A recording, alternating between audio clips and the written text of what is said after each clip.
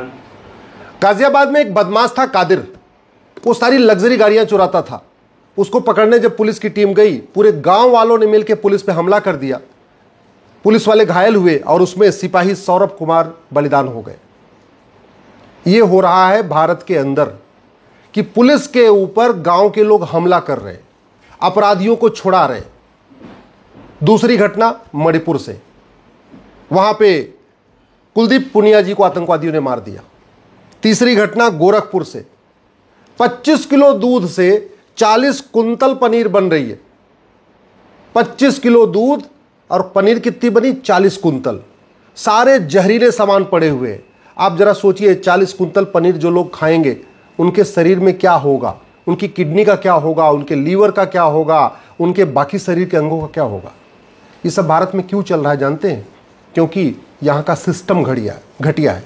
यहाँ सरकारें बदल रही हैं, सिस्टम नहीं बदल रहा है, इसलिए कोई भी चीज़ें ठीक नहीं हो रही हैं। और मैं आज आपसे कह रहा हूँ, सरकार केवल 3 काम कर दे, भारत की 50% समस्या खत्म हो जाएगी। गारंटी के साथ कहता हूँ, अलगाववाद खत्म हो जाएगा, आतंकवाद खत्म हो जाएगा, माओवाद खत्म हो जाएगा, नक्सलवाद खत्म हो जाएगा, जिहाद खत्म हो जाएगा, मजहबी उन्माद खत्म हो जाएगा, धर्मांतरण खत्म हो जाएगा, घुसपैठ खत्म हो जाएगी। गारंटी के साथ कहता हूं, लव जिहाद खत्म हो जाएगा, लैंड जिहाद खत्म हो जाएगा, ड्रग्स जिहाद खत्म हो जाएगा। फिर कोई हमारे पुलिस के लोग नहीं मारे जाएंगे, हमारे सेना के लोग नहीं मारे जाएंगे। फिर किसी की हिम्मत नहीं पड़ेगी नकली दवा बेचने की, नकली दूध बेचने की, नकली पनीर बेचने की। केवल इतना करना पड़ेगा, शिक्षा व्यवस्था बदलना पड़ेगा और कानून व्यवस्था बदलना पड़ेगा। जितने भी अवैध काम होते हैं वो सब के सब कैश में होते हैं, यानी अगर कैश को रोक दिया जाए अवैध काम रुक जाएंगे। उदाहरण के लिए, ड्रग स्मगलिंग का पूरा कारोबार कैश में होता है, ह्यूमन ट्रैफिकिंग का पूरा कारोबार कैश में होता है, आतंकवादियों की पूरी फंडिंग कालाधन हवाला के जरिए होती है, माओवादियों नक्सलियों की पूरी फंडिंग कालाधन हवाला के जरिए होती है। जो जिहाद भारत में पनप रहा है, चाहे वो पीएफआई के जरिए हो रहा है या और बाकी संगठनों के जरिए हो रहा है, इन जिहादी संगठनों की फंडिंग कैसे होती है? कालाधन हवाला के जरिए। इन जिहादी संगठनों को जो प्रोटेक्ट करने वाले यूट्यूबर हैं, जो उनके समर्थन में बोलने वाले पत्रकार कलमकार हैं, उनको फंडिंग कैसे होती है? कालाधन हवाला के जरिए। जिहादियों के लिए जो सुप्रीम कोर्ट में बड़े बड़े वकील खड़े हो जाते हैं, उनको पैसा कहां से आता है? कालाधन हवाला से आता है। कालाधन हवाला खत्म हो जाए, भारत की 50% समस्या खत्म हो जाएगी। और कालाधन हवाला खत्म करना बहुत आसान काम, केवल 3 काम करना है। 100 रुपए से बड़ी नोट बंद हो जाए, 5,000 रुपए से महंगे सामान का कैश लेन देन बंद हो जाए और 50,000 रुपए से महंगी प्रॉपर्टी आधार से लिंक हो जाए। और ये करने में कोई दिक्कत नहीं आएगी। मैं क्यों कह रहा हूं? क्योंकि भारत में 80% लोग पर डे 100 रुपए से कम खर्च करते हैं। जो 20% लोग 100 रुपए से ज्यादा खर्च करते हैं, उनके पास एटीएम, पेटीएम, भीम, UPI, debit card, credit card है, उनको 100 रुपए से बड़े नोट की जरूरत ही नहीं है। तो फिर ये 100 रुपए से बड़ी नोट की जरूरत क्यों चल रही है? 100 रुपए से बड़ी नोट बंद करते ही आपका कालाधन 50% खत्म हो जाएगा, आपका हवाला कारोबार खत्म हो जाएगा। क्योंकि पूरी दुनिया का ये सिस्टम है, जितनी बड़ी नोट होती उतना ज्यादा कालाधन होता है, जितनी बड़ी नोट होती उतना ज्यादा हवाला होता है, जितनी बड़ी नोट होती है उतना ज्यादा भ्रष्टाचार होता है, और जिस देश में जितना ज्यादा कालाधन हवाला भ्रष्टाचार होता है उतनी ज्यादा अराजकता होती है। ऐसे ही जब हमारे पास इस समय हर घर में बैंक खाते हैं, सबके पास मोबाइल है, तो फिर कैश लेन देन को रोकने में कोई दिक्कत नहीं है। जिस भी सामान की एमआरपी 5,000 रुपए से ज्यादा है, या बिजली बिल 5,000 रुपए से ज्यादा है, या कोई भी चीज जो 5,000 रुपए से ज्यादा जहां बिल जनरेट हो रहा है, अगर उस पर कैश लेन देन रोक दें तो अपने आप 25% बाकी अपराध और कम हो जाएंगे। इस समय भारत की जनसंख्या 150 करोड़ है और 130 करोड़ आधार बना हुआ है। यानी ऐसा कोई घर नहीं है जिस घर में 4-5 आधार नहीं है। अगर हम प्रॉपर्टी को आधार से लिंक कर दें तो अपने आप बेनामी लेन देन अपने आप रुक जाएगा, कालाधन का खेल अपने आप में रुक जाएगा। और जैसे ही कालाधन हवाला भ्रष्टाचार खत्म हुआ, बाकी जो भारत विरोधी गतिविधियां हैं अपने आप दम तोड़ देंगे। आप वैसे भी देख लीजिए, अल्टीमेटली घुसपैठिए कैसे आते हैं? बाहर से फंडिंग होती है। घुसपैठियों की मदद जो कौन करता है? वो पैसे लेके करते हैं। घुसपैठिए आधार बनवाते हैं, राशन कार्ड बनवाते हैं, ड्राइविंग लाइसेंस बनवाते हैं, बर्थ सर्टिफिकेट बनवाते हैं, वोटर आईडी बनवाते हैं। सब कुछ डॉक्यूमेंट कैसे बनाते हैं? पैसा लेके, बनाने वाले पैसा लेके बनाते हैं। आज ही खबर आई है उत्तर प्रदेश में, रायबरेली में, उत्तर प्रदेश में जहां बाबा जी की सरकार है, वहां रायबरेली में हजारों की संख्या में निवास प्रमाण पत्र फर्जी बन गए। इसके पहले रायबरेली में लगभग 1 लाख जन्म प्रमाण पत्र बन गया था। कैसे बनता है? सब 2-2 हज़ार रुपये में बन रहा है, 2-2 हज़ार में बन रहा है। इसलिए मैं कह रहा हूँ हमारी भारत की आंतरिक सुरक्षा के लिए जो सबसे बड़ा खतरा है वो भ्रष्टाचार है। फर्जी पासपोर्ट, फर्जी आधार, फर्जी राशन कार्ड, फर्जी ड्राइविंग लाइसेंस, फर्जी वोटर आईडी, फर्जी बर्थ सर्टिफिकेट, सब कुछ इसी से बन रहा है। तो भारत की अगर कानून व्यवस्था बदल दिया जाए तो भारत में जो पुलिस वालों की हत्या हो रही है, हत्या बंद हो जाएगी। नक्सलवाद, माओवाद खत्म हो जाएगा तो जो हमारे सीआरपीएफ के जवान मारे जा रहे हैं वो अपने आप बंद हो जाएगा। जिहादियों की फंडिंग बंद हो जाएगी, जिहाद रुक जाएगा। जिहाद रुक जाएगा तो हमारे जो बीएसएफ के जवान मारे जाते हैं वो बंद हो जाएगा। जैसे ही आपका अलगाववाद बंद हुआ, कट्टरवाद बंद हुआ, माओवाद, नक्सलवाद बंद हुआ, तो जो बहुत सारी बहन बेटियों का सुहाग उजड़ता है, हमारे पुलिस के जवानों का, बीएसएफ के जवानों का, सीआरपीएफ के जवानों का, वो सुहाग उजड़ना बंद हो जाएगा। जो उनका सिंदूर उजड़ रहा है वो उजड़ना बंद हो जाएगा। करना क्या पड़ेगा? कानून बदलना पड़ेगा। सबसे पहले आपको ये प्रिवेंशन ऑफ करप्शन एक्ट को बदलना पड़ेगा। 1988 में बना था, महा सड़ा हुआ कानून, महा घटिया कानून।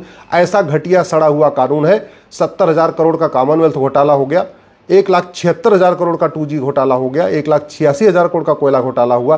किसी एक भी भ्रष्टाचारी की न 100% प्रॉपर्टी जब्त हुई, न नागरिकता खत्म हुई, न उसको आजीवन कारावास फांसी हुआ। आज भी माओवादियों को, मिशनरियों को, जिहादियों को 50,000 करोड़ से ज़्यादा की फंडिंग आ रही है। मेरी PIL चल रही है यूनिफॉर्म बैंकिंग कोड के ऊपर, आप लोग गूगल करिएगा uniform banking code Ashwini Upadhyay. 50,000 crore हर साल विदेशी फंडिंग आ रही है इस घटिया कानून के जरिए। और ये कानून कांग्रेस ने इसीलिए बनाया ही था, भारत को बर्बाद करने के लिए। विदेशी जो फंडिंग आती है वो भारत विरोधी काम करने के लिए आती है, भारत का उत्थान करने के लिए, भारत को विश्वगुरु बनाने के लिए या भारत को परम वैभव पे ले जाने के लिए विदेशी फंडिंग नहीं आती है। विदेशी फंडिंग आती है भारत में जातिवाद का जहर घोलने के लिए, भाषावाद का जहर घोलने के लिए, क्षेत्रवाद का जहर घोलने के लिए। और जितने ये जहर घोलने वाले, सबके घर में NGO बने हुए हैं। किसी के बाप के नाम पे NGO है, किसी की माँ के नाम पे NGO है, किसी की बीबी के नाम पे NGO है। ये सारे NGO बनवा के विदेशी फंडिंग लेते हैं और अगड़े पिछड़े की लड़ाई कराते हैं। कभी ब्राह्मण बनाम छत्री कराएंगे, कभी छत्री बनाम यादव कराएंगे, आपस में बांटते रहते हैं। तो जब तक ये फंडिंग नहीं बंद होगी तब तक जातिवाद, भाषावाद, क्षेत्रवाद खत्म नहीं होगा। भारत में चाहे वो मिशनरियाँ हैं, चाहे वो जिहादी संगठन है, चाहे वो घुसपैठिए हैं, चाहे वो मनी लॉन्ड्रिंग करने वाले हैं, चाहे ह्यूमन ट्रैफिकिंग करने वाले, सारा का सारा जो लेन देन चलता है हवाला के जरिए चलता है। तो 100 रुपये से बड़ी नोट बंद हो जाए, 5,000 रुपये से महंगे सामान का कैश लेन देन बंद हो जाए और हवाला विरोधी ये कानून जो सड़ा हुआ घटिया कानून, इसको बदल दिया जाए, हवाला कारोबार रुक जाएगा। हवाला कारोबार रुक जाएगा, अपने आप भारत सुरक्षित हो जाएगा। ये है ब्लैक मनी एक्ट, घटिया, सड़ा हुआ कानून। ऐसे लगता है AC के कमरे में बैठ के बनाया गया था। कानून बनाते समय देखा भी नहीं था कि सिंगापुर में क्या कानून है ब्लैक मनी के ऊपर, अमेरिका में ब्लैक मनी के ऊपर क्या कानून है, या जापान में ब्लैक मनी के ऊपर क्या कानून है। बैठे बैठे बना दिया। ऐसे लगता कमरे में बैठे 4 आदमी बैठे और बैठ के बना दिया, देखा भी नहीं बाहर क्या चल रहा है। जब तक ये सड़ा हुआ कानून नहीं बदलेगा, ब्लैक मनी बंद नहीं होगी, काला कारोबार नहीं बंद होगा, और काला कारोबार नहीं बंद होगा तो भारत सुरक्षित नहीं रहेगा और भारत में जो अच्छे लोग हैं वो भारत से पलायन करते रहेंगे। यह है बेनामी प्रॉपर्टी एक्ट। आज तक बेनामी लेन देन रुका नहीं है। अगर बीमारी ठीक नहीं हो रही तो दवाई बदलना चाहिए।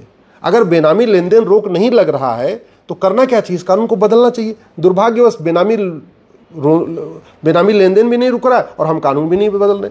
जब तक कानून नहीं बदलेगा तब तक व्यवस्था नहीं बदलेगी। हमने बना दिया नेशनल सिक्योरिटी एक्ट। किस लिए बनाया? कि जो राष्ट्र की सुरक्षा के लिए खतरा है उससे निपटे गए। लेकिन दिमाग जरा देखिए, आज तक राष्ट्र की सुरक्षा के लिए क्या खतरा है इसमें कहीं लिखा ही नहीं। तो होता क्या है, DMK की सरकार, तमिलनाडु की सरकार यूट्यूबर मनीष कश्यप के ऊपर NSA लगा देती है, लेकिन जिहादियों, माओवादियों, मिशनरियों, घुसपैठियों पे नहीं लगाती है। इसलिए कह रहा हूं इस नेशनल सिक्योरिटी एक्ट में लिखना पड़ेगा कि राष्ट्र की सुरक्षा के लिए क्या क्या खतरा है। लब जिहाद, लैंड जिहाद, धर्मांतरण, घुसपैठ, ये सब हमारी राष्ट्र की सुरक्षा के लिए खतरा है। इसमें क्लियरली लिखना पड़ेगा, तब राज्य सरकारें लगाएंगी। हमने बना दिया ऑर्गेनाइज क्राइम, गुजरात में गुजकोका, महाराष्ट्र में मकोका, लेकिन ऑर्गेनाइज क्राइम क्या क्या है हमने कहीं लिखा ही नहीं। धर्मांतरण ऑर्गेनाइज क्राइम है, घुसपैठ ऑर्गेनाइज क्राइम है, ऐसे जो अपराध ऑर्गेनाइज, लब जिहाद ऑर्गेनाइज क्राइम है, हमने लिखा ही नहीं। और मैं फिर से कहता हूं, इस भारतीय न्याय संहिता के स्थान पे अगर अमेरिका का ये फेडरल पिनल कोड लागू कर दिया जाए, नहीं दिमाग लगाना मत लगाइए, कॉपी पेस्ट मार लीजिए, ये अमेरिका का फेडरल पिनल कोड, ये मैंने अमेरिका से मंगाया, इसको पढ़ने के लिए मंगाया था।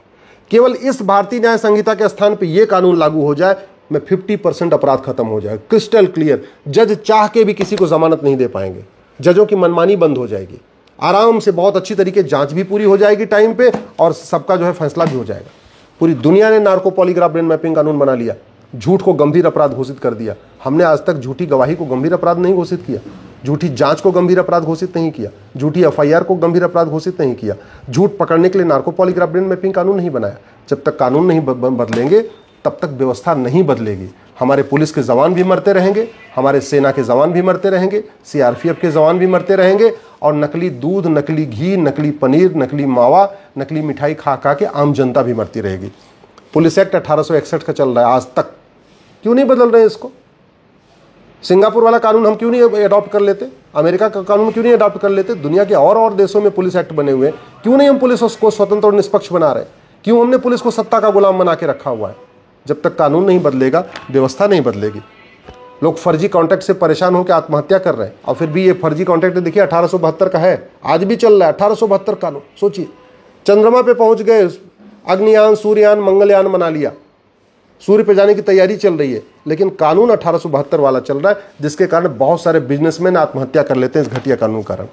वंदे मातरम का अपमान किया जा रहा है, क्यों? 1971 का कानून महा घटिया, महा सड़ा हुआ है। इसमें हमने वंदे मातरम को न राष्ट्रगान घोषित किया, न राष्ट्रगीत घोषित किया, न इसकी कोई म्यूजिक बनाया, न कोई प्रोटोकॉल बनाया।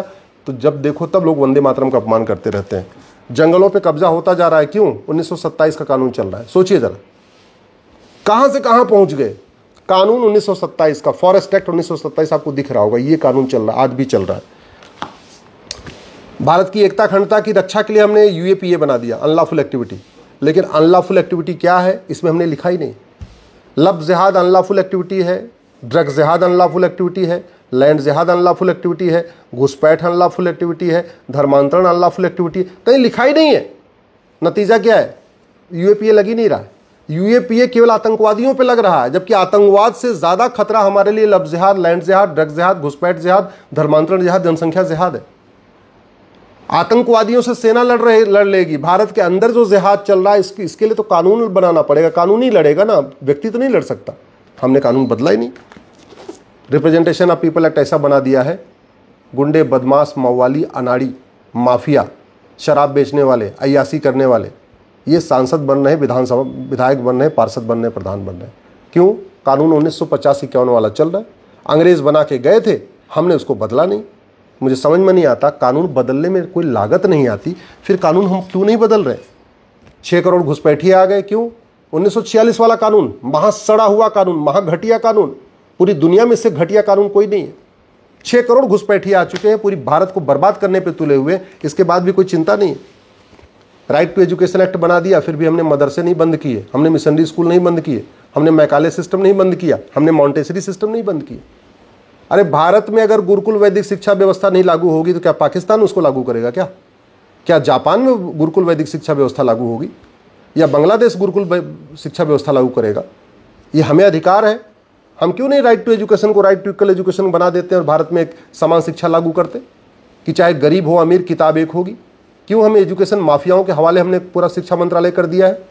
क्यों? जब तक कांस्टेबल और कप्तान के बच्चे की किताब एक नहीं होगी, जब तक क्लर्क और कलेक्टर के बच्चे की किताब नहीं होगी, जब तक मजदूर और मालिक के बच्चे की किताब नहीं होगी, तब तक सामाजिक समरसता नहीं आएगी, तब तक दलितों का उत्थान नहीं होगा। दलितों का उत्थान करना है, सबसे पहले समान शिक्षा लागू करना पड़ेगा। अल्पसंख्यक मंत्रालय बना दिया, अल्पसंख्यक आयोग बना दिया। अल्पसंख्यक कौन है पता ही नहीं है। क्यों नहीं अल्पसंख्यक हम डिफाइन कर देते? अरे अल्पसंख्यक सैकड़ों में होगा, हजारों में होगा, कुछ लाख जो हो उसको अल्पसंख्यक कहेंगे, जिसकी जनसंख्या करोड़ों में है उसको अल्पसंख्यक कहेंगे क्या? क्यों नहीं इसमें अल्पसंख्यक हम डिफाइन कर रहे हैं? इस नकली दवाओं के कारण हजारों लोग मर रहे हैं। क्यों मर रहे हैं? 1940 का कानून महा घटिया है, महा सड़ा हुआ है। आज तक इसको बदलने पर चर्चा ही नहीं हो रही है।